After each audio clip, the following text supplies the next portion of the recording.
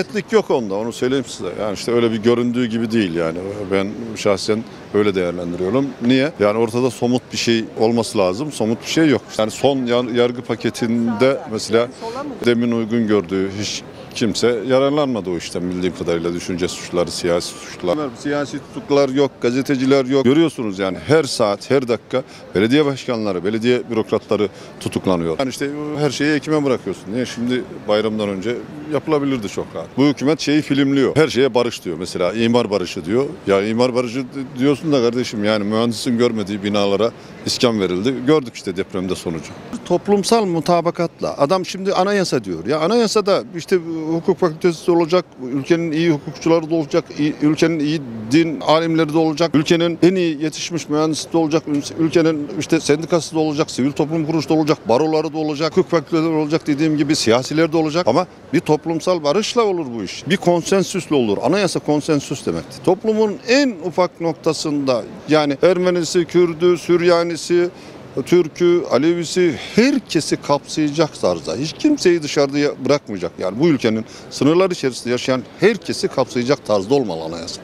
Herkes barışından yana olduğunu söylüyor ama kimin gerçek niyetinin ne olduğu konusunda hepimizin kafası karışık. Türkiye'de dil, din, ırk hiçbir şey fark etmeden her insan özgür yaşayabilmeli.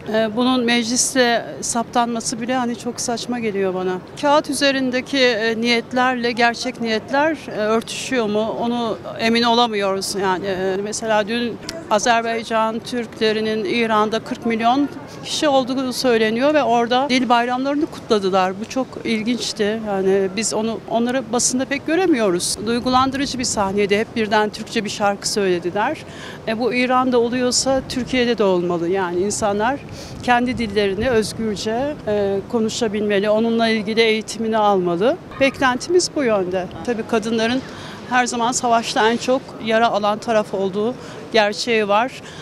Kadın dayanışması bu konuda eskiden beğenilirdi. Yani bir şeyler yaptıkları söylenirdi.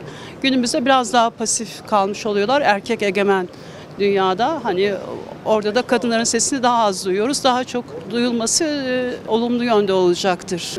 Kadınların üzerine düşeni yapması gerektiği konusuna geliyoruz. Bunun için de biz de elimizden geleni yaparız. Yani öyle bir kadınla değil ama bunlar hep mecliste yapılmaya çalıştığı için yanlış oluyor zaten. Yani ama tüm dünyada böyle hep erkek egemen dünya sırf bizde değil. Hani tüm dünyada hep bakıyorsunuz mecliste erkek çok ya da iş dünyasında erkek egemen. Kadınlar sadece annelik ve de işte daha kadınsı işlerde çalıştırılıyor ya da orada bulunuyorlar. Kürt vilayetlerinde kayyum dururken, İstanbullulara kayyum atarken, ülkede demokrasi yokken anayasa yapılır mı? Sen mevcut anayasaya uymuyorsun. CHP'nin içinde de ulusalcılar var. Kürt sorununa karşılar. Anladın mı? CHP öyle bir parti değil. Yarısı ulusalcı, yarısı Kürt sorununun çözülmesine karşı. Ben Bitlis'te öğretmenlik yapıyorum. Güneydoğu'yu da iyi biliyorum. Oralardaki insanlar eziliyor. İkinci sınıf muamelesi görüyor. Onun için yani kökten bir reform lazım. Yani böyle barış olmaz.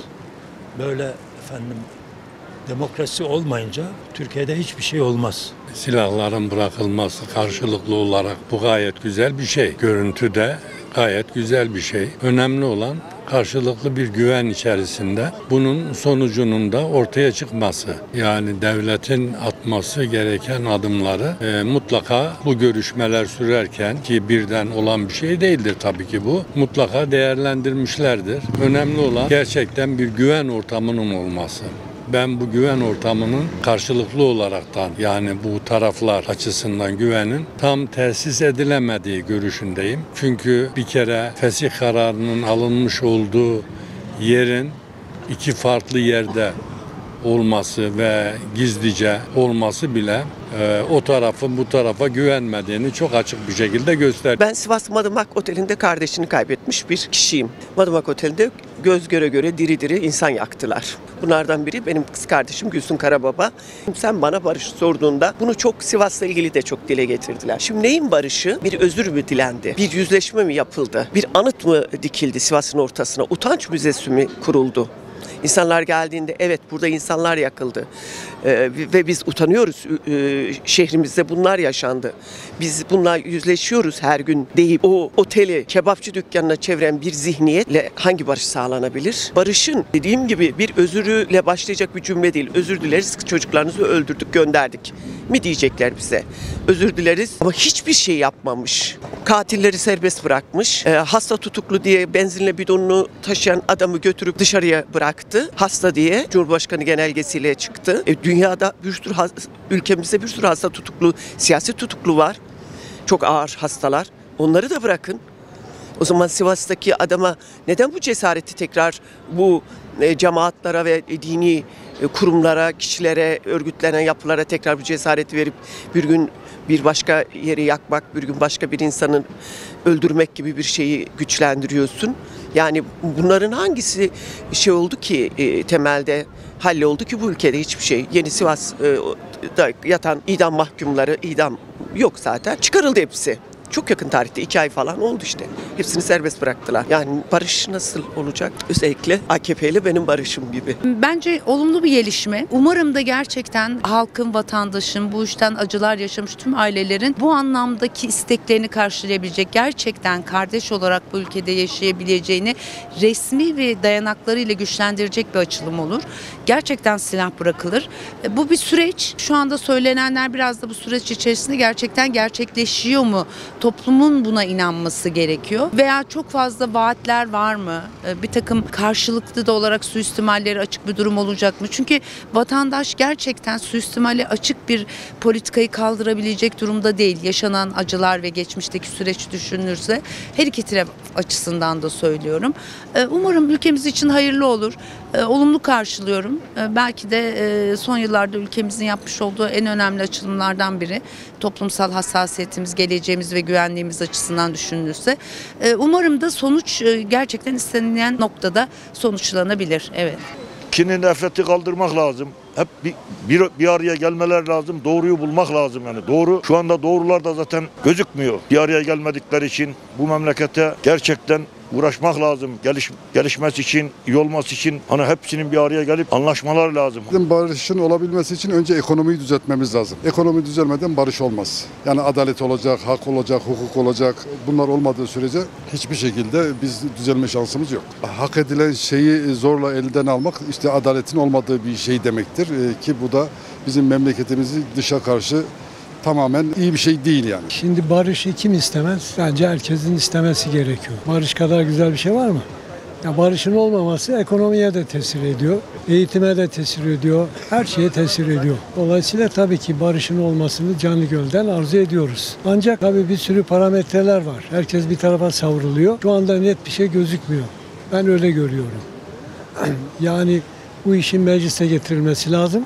Mecliste halledilmesi gerekir bence. Komisyonun kurulması çok doğal ve yerinde olur. Olması gerekir. Bence bütün halkımızın çok büyük bölümü bu barışı istiyor. Ama mecliste bitiyor her şey. Meclis karar verirse bu iş olur. Barış olması lazım ama sade Bahçeli ile olay bitmiyor yani. Tüm kesimlerden onay alınması gerekiyor. Bu CHP'de dahil. Yani sade MHP'nin isteğiyle bu iş zor olur yani. Sürece dahil yanına çekmiyorlar ki şu an yani. Biz sadece fikirlerini alıyorlar yani.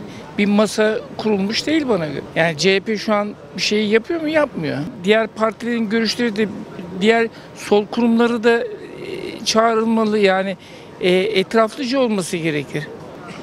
Barış mutlaka olmalı. Ama tüm kesimler girmesi lazım bu diyaloğa. Kandil'deki yetkililerinle masaya oturup görüşülmesi gerekir ya. Devlet bir adım atmıyor ki şu anda. Yani önce devlet bir adım atacak yani. Kandil gerekeni yaptı bence. Devlet ne yaptı?